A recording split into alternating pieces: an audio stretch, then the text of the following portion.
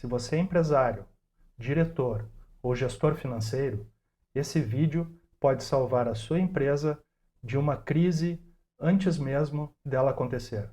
Nos meus mais de 30 anos lidando com finanças corporativas, vi empresas que poderiam ter evitado o processo de recuperação judicial e até mesmo falências se tivessem prestado atenção nos sinais que eu vou falar hoje. Não estou falando quando o problema já estourou, a crise já está instalada. Estou falando de sinais que acontecem antes mesmo da crise chegar. Então pega um café, senta aí confortável e vamos descobrir se a sua empresa está passando por esses sinais.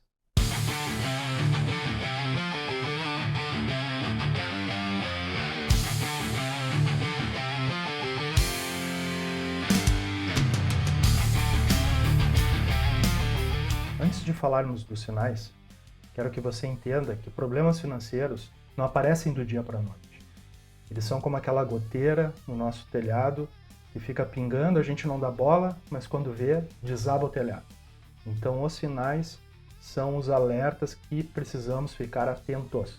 A diferença entre uma empresa que supera crises e outra que fecha as portas não está na sorte, está na capacidade de ler os números antes que eles se tornem um problema.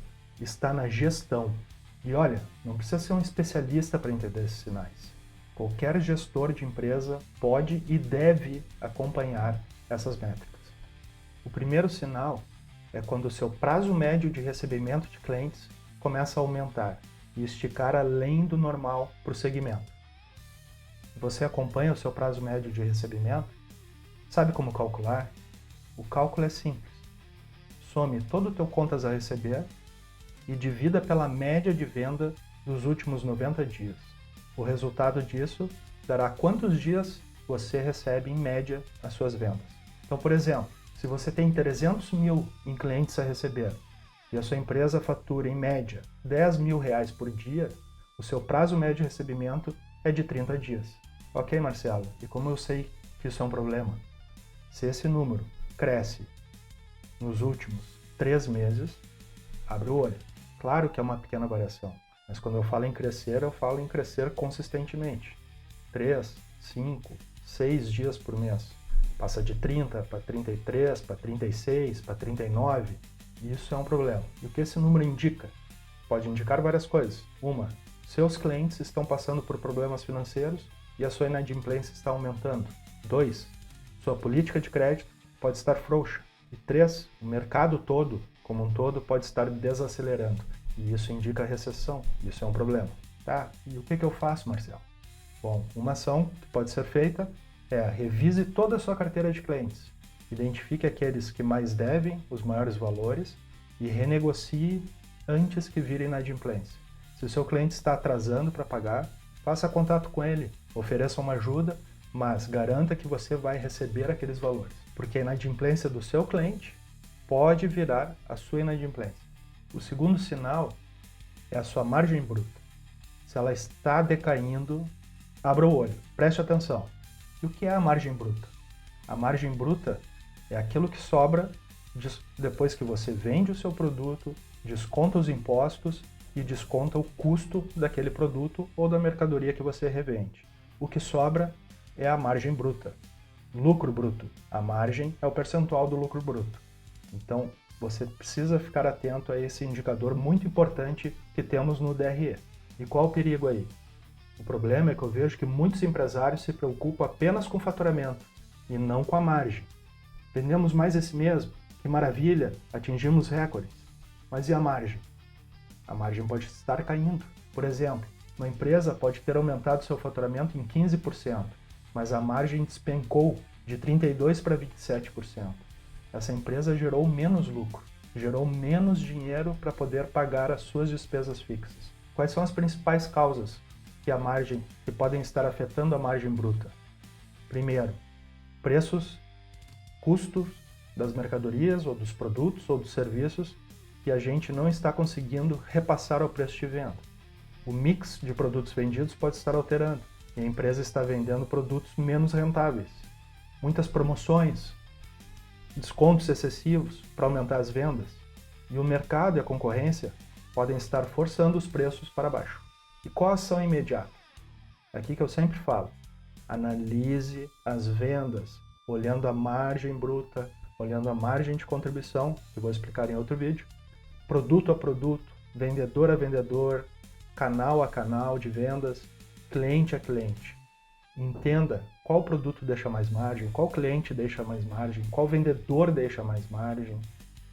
As vendas não podem ser medidas apenas pelo faturamento, e sim o quanto elas deixam de resultado para a empresa.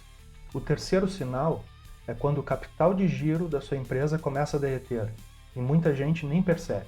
O capital de giro líquido é medido através da diferença do ativo circulante e do passivo circulante. Hoje você pode ter dinheiro em caixa, mas o capital de giro está diminuindo.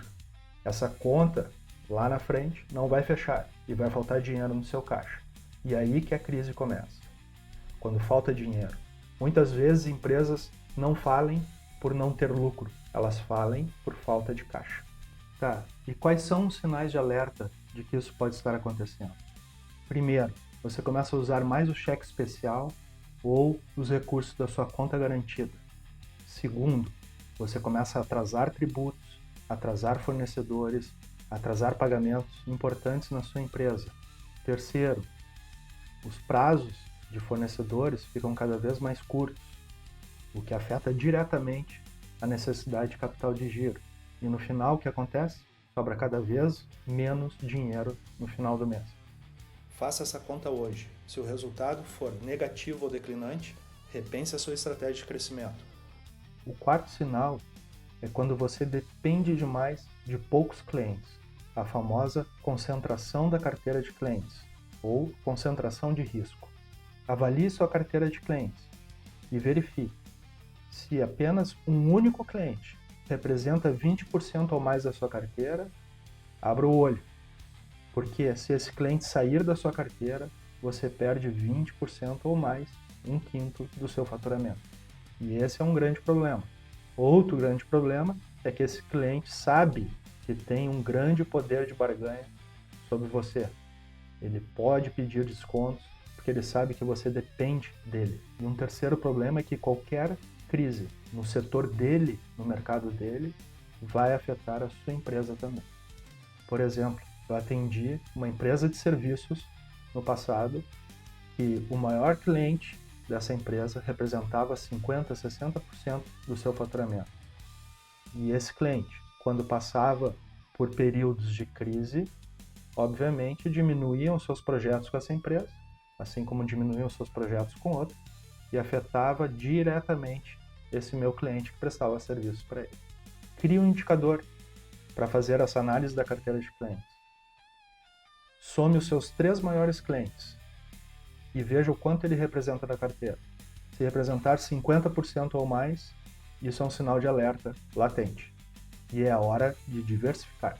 E é aqui que o processo comercial tem uma grande responsabilidade. O comercial da empresa é a locomotiva da empresa. É ela quem puxa tudo na empresa. Tudo na empresa depende de vendas. Então, a gente nota que muitas empresas, o processo de vendas é muito reativo.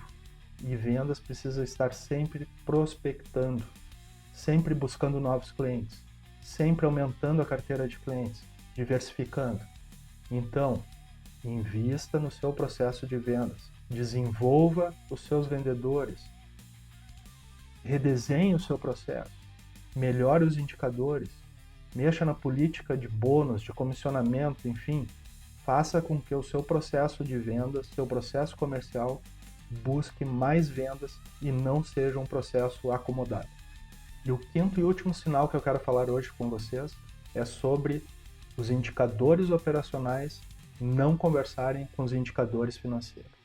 A empresa mede a produtividade, ela está boa, mas a lucratividade está caindo. O volume de vendas cada vez cresce mais, mas sobra menos dinheiro no caixa no final do mês. A eficiência operacional da empresa como um todo sobe, mas os custos aumentam mais que a receita. Satisfação do cliente em alta, mas a inadimplência cada vez maior. Muitas vezes as empresas têm um ano maravilhoso de vendas, faturamento super alto, mas quando vai olhar a lucratividade ou vai olhar o quanto sobrou dinheiro em caixa, é menor. Por quê? Porque tem esse descasamento entre o que a empresa realmente olha e o que ela deveria estar olhando. Então, quando você acompanha apenas métricas operacionais, você pode estar maquiando a realidade financeira da sua empresa. Crie um painel, um dashboard, contendo indicadores operacionais, financeiros e estratégicos. Eu falei isso no meu vídeo anterior. E faça com que eles se conversem, que eles tenham relacionamento entre si. Cada indicador operacional precisa ter uma contrapartida financeira. Isso fará com que toda a sua equipe comece a criar a cultura de resultados, comece a se preocupar com os resultados econômicos e financeiros da empresa. E olha, se a sua empresa apresenta 1, 2 ou 3 desses sinais, quem sabe mais, não entre em pânico. Busque ajuda profissional, busque ajuda dentro da equipe, reúna as pessoas, discuta esse problema, tragam soluções, montem um plano de ação. Ainda há tempo de sair desse problema e não enfrentar uma crise mais severa. A diferença entre uma empresa que prospera e uma empresa que entra em crise está exatamente em conseguir ler esses sinais antes que a crise aconteça. Isso é gestão. Uma empresa não dá lucro ou tem caixa suficiente para rodar as suas operações por sorte ou por azar. Isso é gestão e estratégia. Então, hoje mesmo, identifique pelo menos 3 indicadores financeiros importantes: margem bruta, lucratividade, geração de caixa. E comece a acompanhar semanalmente, mensalmente. Inclua a sua equipe, inclua o seu financeiro, inclua todo o processo, inclua vendas, comercial. As pessoas precisam saber o quanto de resultado elas estão gerando. E lembre-se, os números não mentem, mas eles também não falam por si só. Então, acompanhe.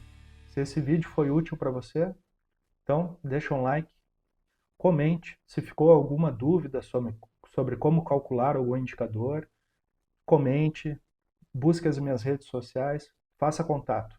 Eu terei o maior prazer em responder suas dúvidas e poder ajudar você a ter uma gestão por resultados mais eficiente. Tá bem? Até o próximo vídeo. Valeu!